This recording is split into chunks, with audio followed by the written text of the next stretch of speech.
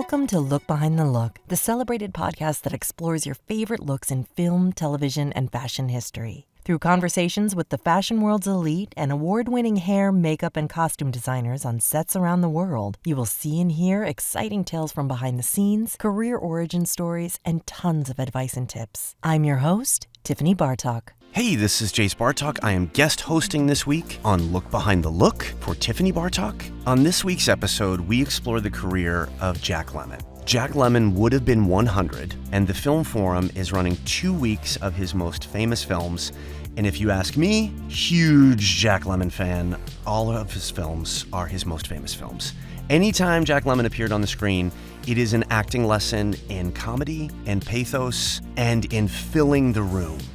The man was a genius, apparently a very sweet guy, and I grew up watching Some Like It Hot over and over again in front of our TV on a VHS. Jack Lemmon. What can you say about Jack Lemmon? There is nobody like Jack Lemmon. Tiffany and I have tried to compare him to a young Tom Hanks, maybe even Steve Carell as Michael Scott, or really Steve Carell anytime. Robin Williams in his combination of comedy and drama. But anyone listening out there, if you have any great Jack Lemmon comparisons to actors that are working today, please write in and let us know. The Jack Lemmon retrospective starts this Friday, May 16th at the Film Forum with The Apartment and The Odd Couple, and I highly recommend you go. One personal favorite, which I just rewatched a few nights ago, Glengary, Glen Ross, because I had seen the revival on Broadway, absolutely blew me away. And there's so many other great classics that you can see. Days of Wine and Roses, Bell, Book and Candle, Mr. Roberts, so many great films.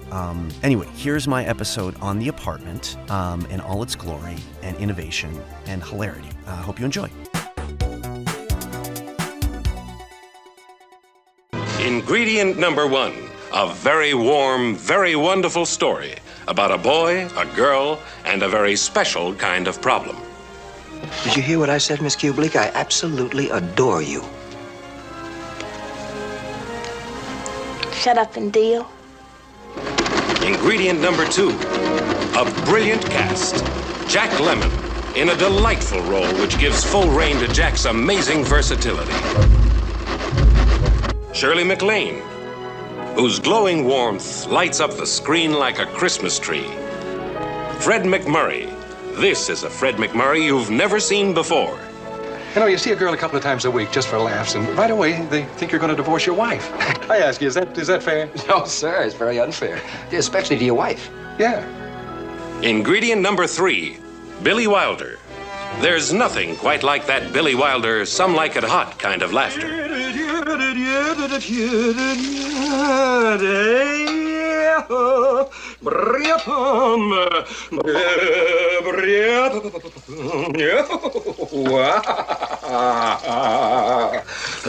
Are we dressing for dinner? You know, just come as you are. So you're pretty good with that racket. You should see my backhand. Where'd you see me serve the meatballs? Shakespeare famously wrote, "What's in a name?" But let's say it out loud. Jack Lemmon. It says it all right there in the name. Jack. Ordinary. The guy across from you on the subway. Lemmon. The one that got the broken car. The bitter taste.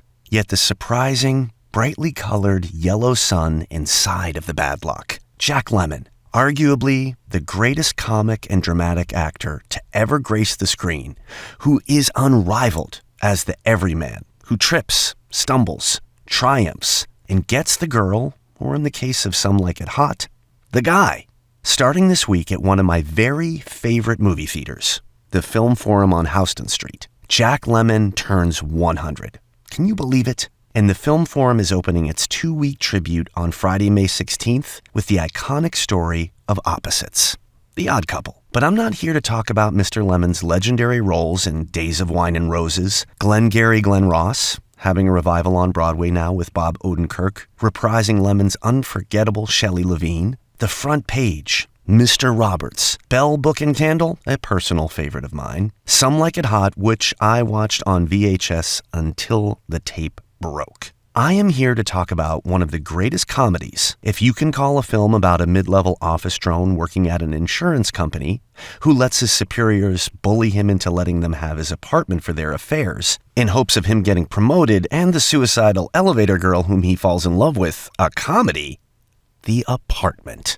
Legendary director Billy Wilder, coming off the wild success of Some Like It Hot with Marilyn Monroe, wanted to keep his collaboration with Lemmon going. So in 1960, Wilder and I.A.L. Diamond, come on, is that the coolest name, who wrote Some Like It Hot with Wilder, were inspired by an infamous Hollywood murder story about agent Jennings Lang, who was having an affair with actress Joan Bennett in an underling's apartment, so her husband, producer Walter Wanger, shot and killed Lang. Check out Karina Longworth's excellent Introducing Love is a Crime season of her podcast, You Must Remember This, for the full retelling. To you and I, this might not seem like source material for one of our greatest comedies, but in Wilder, Lemmon, and the adorable Shirley MacLaine's hands, it was a box office smash, winning 5 Oscars out of 10 nominations. Now, I could go on and on about Billy Wilder's meticulous directorial precision, Lemmon's unreal comic timing, and turn-on-a-dime pathos.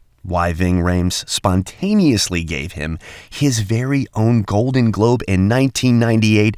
I am not lying. Look it up. But I'm actually here to talk about a hat, a haircut, and a mirror. Let's rewind to 1960. President Kennedy just took office, Roy Orbison's Only the Lonely was on the radio, and the kids were doing Chubby Checkers The Twist. The very serious subversion of The Apartment's theme and subject matter cannot be overstated. The film, shot in gorgeous black and white by Joseph Lachelle, of Laura and Marty fame, puts us smack dab in what I'd call Mad Men Central. A heady swirl of cigarette smoke and Tom and Jerry cocktail mix, office Christmas parties, wives holding on line 2 while executive husbands scheduled accepted trysts before dinner and kissing the kids goodnight. Lemmon plays C.C. Baxter, a hardworking, well-meaning drone who somehow gets himself turned into a sort of brothel landlord. His neighbors wonder how he can withstand being such a Lothario. The sounds coming through the walls every night don't match C.C. Baxter's unassuming Brooks Brothers suit with a rumpled white shirt with rounded collars and a tie bar to boot. Who is this guy? But Baxter is caught in a hilarious cycle of paying his dues to climb the corporate ladder. This is what you must do. You must get out of bed at midnight to allow your boss to wine and bed his mistress in your Upper West Side apartment, even if it involves you sleeping on a park bench in Central Park and catching your death, which Lemmon really did on that particular night shoot on location in the chilly fall of NYC. Lemmon's aspiration is to be the youngest junior executive at Consolidated Insurance, so he must climb that corporate ladder to get the accoutrements, the windowed office, the carte blanche phone calls to pass on favors, and the bowler hat. He proudly shows it off to Shirley MacLaine's elevator operator, Fran Kubelik, who regards it as the ultimate symbol of the last nice guy crossing over the river Styx to the underworld of betrayal. She is happy for Baxter, but her eyes register a cultural sadness. This white male corporate culture is a disease, and it's got its claws in Baxter. Lemmon, as Baxter, is completely oblivious to what he is about to sign on the dotted line for. Fran isn't. Despite her absolutely adorable pixie haircut, she has been groped by the best of them and seems unreachable by the hordes of executives. Fran is the snow leopard, the last big game that hasn't been conquered. You can grab her butt, and she firmly pushes you on your way. There is something modern, forward-leaning in her attitude and appearance, punctuated by that haircut representing women's liberation, strength, and independence. I don't need long flowing hair to make you like me, pal. The pixie cut was popularized by Audrey Hepburn in the late 1950s, followed by the model Twiggy, and reaching its apotheosis with Mia Farrow and Rosemary's Baby in the mid-1960s. But Shirley MacLaine, in my humble opinion, does it best as Fran, the hardworking elevator operator girl who won't fall prey. Fran says in one of the film's most famous lines of dialogue, "When you're alone with a married man, you shouldn't wear mascara." Shirley MacLaine's tender and deep performance as Fran lets us, and eventually Baxter, know that all is not well in the corporate system and the culture at large. One of the most ingenious uses of the Hollywood film adage, show don't tell in filmmaking is the use of a simple, compact makeup mirror to tell a major plot turn in the apartment. Baxter's boss, Jeff D. Sheldrake, played with brave impunity by silver screen star Fred MacMurray, who was so hated after this performance, he would be accosted in the street by ladies chastising him for playing such a dirty man. Sheldrake calls Baxter into his office early in the film for what Baxter thinks is his promotion. Sheldrake says he's heard about Baxter's key, meaning his revolving brothel. Sheldrake wants in. Baxter obliges, as Sheldrake is the biggest fish. Later, in another summoning to the head honcho's office, Baxter gives him a floral compact he discovered in his couch, assuming it belongs to Sheldrake's mistress. The mirror inside the compact is cracked jagged down the middle, splitting the image of whoever opens it. Baxter thinks nothing of it until he is modeling his bowler hat. Yes, the junior executive for Fran. "What do you think?" he asks her. Let me try Jack Lemmon. What do you think?" he asks her. "After all, this is a conservative firm. I don't want people to think I'm an entertainer." In the midst of this, Fran, helpful as ever, opens her compact to show Baxter how the bowler hat looks. To Baxter's deep inner shock, he puts two and two together and realizes Fran is in fact Sheldrake's mistress, the owner of the compact. The horror, the one that was ungettable, gotten by the biggest fish, with a wife and 2 kids, by the way. The shot of Lemmon reacting in the cracked compact is one of the most effective story and visual devices I can think of in cinema. Baxter sees himself split apart. 2 worlds. The happy-go-lucky Baxter and the Baxter that is now privy to some vile stuff involving the one girl he actually likes. McClane as Fran sees his reflection and asks, "What is it?" Baxter takes a beat. "The mirror. It's broken." Then Fran utters one of my favorite lines. "I know. I like it this way. Makes me look the way I feel." Wow! What? What a subversive revelation. What a profound utterance. Talk about Chekhov. Makes me look the way I feel. We begin to realize all is not right with Fran. Sheldrake is leading her on. She sets a boundary at the local Chinese restaurant where he apparently takes all his conquests. The back booth. You know it. But Sheldrake works her over and convinces her he will leave his wife. After a tryst back at Baxter's apartment on Christmas Eve, Sheldrake must catch his evening train to make dinner with the family. Obviously having forgotten to get Fran anything of real significance for Christmas, he opens his wallet and hands her a $100 bill. Ugh. A shockingly seedy gesture that is all too real. McClane's Fran takes it in stride, just like Baxter leaving his key under the rug for his bosses, and stands to take off her coat and gets ready to disrobe. Fran says something like, "Well, you already paid for it." My heart broke. For Fran, for Baxter, for the sad inevitability of it all. Trigger warning. The last portion of this episode deals with suicide. Stop listening here if you feel this will be disturbing. Fran asks to be left alone. In the bathroom, she finds the $100 bill in her purse, and realizing she will never be able to break this cycle, she sees Baxter's sleeping pills, Seconal, and takes them all. Meanwhile, Baxter is out drowning his sorrows with a hilarious companion played by actress Hope Holliday. They get drunk and dance, looking for a place to get even closer. They head back to Baxter's apartment. Lemmon, as Baxter says, "Might as well go to me.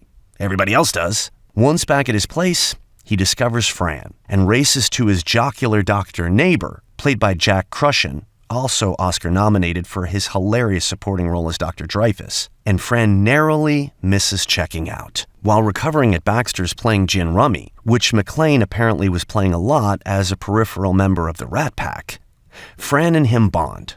More than bond. They fall into bliss and don't even know it. It's a beautiful chemistry, one that apparently, as it evolved, dictated the script. Sources say upon commencement of filming, the screenplay was a mere 40 pages, and Wilder liked to work that way and let things evolve. McClane calls him scientific, brittle and caustic with women, but made you better for it. Very interesting statement. She tells a story about one such instance during a climactic scene with Fred MacMurray's Sheldrake, where she couldn't get the emotion necessary for their breakup in the Chinese restaurant they frequent. McClane's native Canadian accent, who knew she was Canadian, was coming out literally on the word out, out, After reviewing the rushes, Wilder concluded they needed to reshoot, even calling McClane out publicly in the screening room. McClane, much like Fran, didn't buckle under pressure, and they reshot.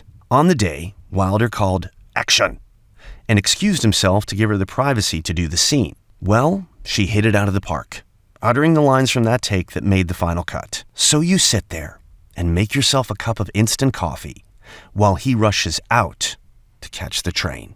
Well, long story short, Baxter and Fran end up together. Thank heavens. I could explain the plot twist to get them there, but I want to leave you with one final remembrance of McClane's. When asked what it was like to work with Jack Lemmon, she said, "He would say, 'magic time,' every time the camera rolled. And then we knew we'd better make some magic." Check out The Apartment on the big screen at the Film Forum in all its glory, a restored print, this Friday and Saturday and Sunday, and all of Jack Lemmon's Magic Time over the next 2 weeks at the Film Forum. You won't be sorry.